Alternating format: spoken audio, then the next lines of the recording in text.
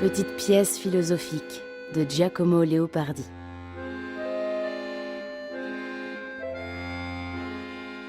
Dialogue du Tasse et de son démon familier.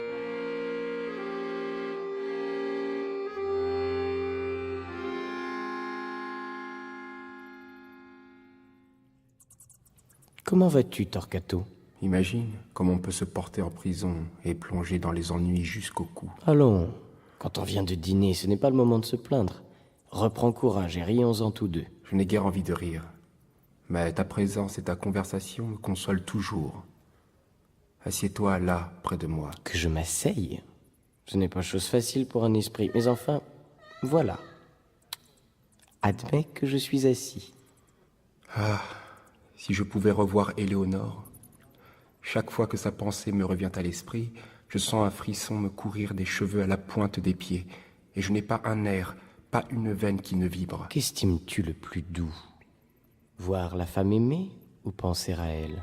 Je ne sais. Ce dont je suis sûr, c'est que de près, elle m'apparaissait comme une femme. De loin, elle me semblait une déesse, et me le semble encore. Ces déesses-là sont si bonnes que, lorsqu'on s'approche d'elles, elles replient aussitôt leur divinité, ôtent leurs rayons et les remettent en poche pour ne pas aveugler le mortel qui s'avance. Malheureusement, tu dis vrai. Mais cela ne te paraît-il pas un grand défaut des femmes, qu'à l'épreuve, elles se montrent si différentes de ce que nous les imaginions? Je ne vois pas quelle faute il y aurait à être de chair et de sang plutôt que de nectar et d'ambroisie. Quelle chose possède au monde, ne fût-ce que l'ombre ou le millième de la perfection que vous croyez trouver dans les femmes? Il est vraiment étrange que, ne vous étonnant pas que les hommes soient des hommes, c'est-à-dire des créatures peu dignes d'amour et de louange, vous ne puissiez pas comprendre qu'en réalité, les femmes ne sont pas des anges. Il n'empêche que je meurs du désir de la revoir et de lui parler encore. Allons, en rêve, cette nuit, je la conduirai devant toi.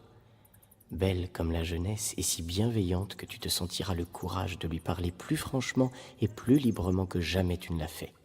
Et même, pour finir, tu lui presseras la main, et elle, te fixant longuement, répandra dans ton âme une telle douceur que tu te sentiras mourir. Et tout le jour suivant, chaque fois que tu te souviendras de ce rêve, tu sentiras battre ton cœur de tendresse. Beau réconfort qu'un rêve au lieu de la vérité.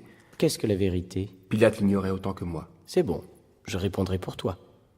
Sache donc qu'entre le rêve et la vérité, la seule différence est que le rêve peut être quelquefois beaucoup plus tendre et plus beau que la vérité ne peut l'être.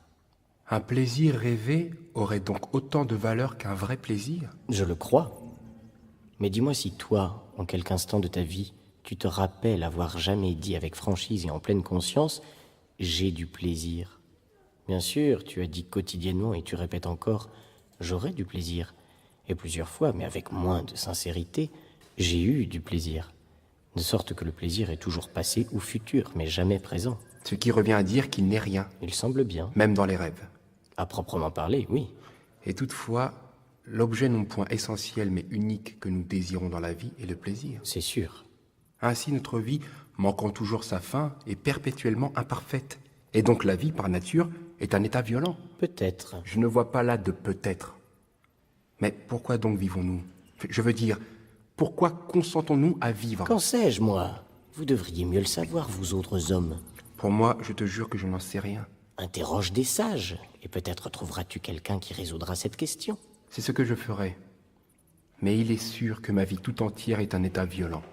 Car sans même parler des douleurs, à lui seul l'ennui me tue. Qu'est-ce que l'ennui? Là-dessus, je puis répondre. L'expérience ne me manque pas. Il me semble que l'ennui est de la nature de l'air, qui remplit tous les espaces entre les choses matérielles et tous les vides qu'elle renferme. Le lieu que quitte un corps sans qu'un autre le remplace, l'air le remplit aussitôt. C'est ainsi que tous les intervalles de la vie humaine, entre les plaisirs et les déplaisirs, sont occupés par l'ennui. Et tous vos plaisirs étant d'une matière semblable à celle des toiles d'araignée, de même que l'air pénètre en celle-ci, ainsi l'ennui pénètre dans vos plaisirs et les remplit. Mais quel remède alors peut servir contre l'ennui? Le sommeil, l'opium et la douleur. Et ce dernier remède est le plus puissant de tous, car quand il souffre, l'homme ne saurait connaître l'ennui. Plutôt que d'employer un tel remède, j'accepterais de m'ennuyer ma vie entière.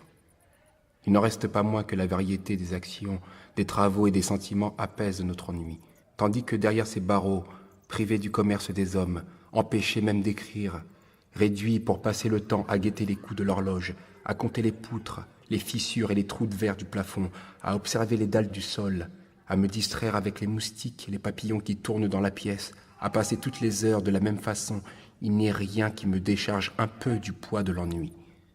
Dis-moi, combien de temps cela fait-il que tu es réduit à cette vie-là? Plusieurs semaines, tu le sais. N'as-tu pas noté quelques changements dans ton ennui depuis le premier jour? Il est sûr qu'il me semblait bien plus lourd au début. Car peu à peu, mon esprit, n'étant plus occupé par autre chose, s'accoutume à deviser davantage avec soi-même et moins tristement qu'avant. Cette habitude, tu la verras s'affirmer de jour en jour, à tel point que lorsque tu retrouveras la liberté de fréquenter les hommes, tu auras le sentiment d'être plus désœuvré dans leur compagnie que dans ta solitude. Mais je te laisse. Je vois que le sommeil t'envahit, et je vais te préparer le beau songe que je t'ai promis. Adieu. Adieu. Mais avant, écoute-moi. Ta conversation me réconforte vraiment. Non pas qu'elle interrompe ma tristesse, mais la plupart du temps, celle-ci est une nuit profonde, sans lune et sans étoiles. Tandis que lorsque tu es là, elle ressemble à l'ombre des crépuscules, plus douce que pesante. Afin que désormais je puisse te trouver quand j'en aurai besoin, dis-moi où tu demeures. Tu ne l'as pas encore compris? Dans quelques liqueurs généreuses. C'était Petite pièce philosophique de Giacomo Leopardi, traduit de l'italien par Michel Orcel. Dialogue du Tasse et de son démon familier. Avec les élèves de 3e année du Conservatoire national supérieur d'art dramatique de Paris. William Edimo, le Tasse. Sylvain Levitte, le démon. Bruitage, Patrick Martinache. Équipe de réalisation, Manuel Couturier, Sylvain d'Angoise, Clémence Grosse, Juliette Eman. Les petites pièces philosophiques sont publiées aux éditions Le Temps qu'il fait.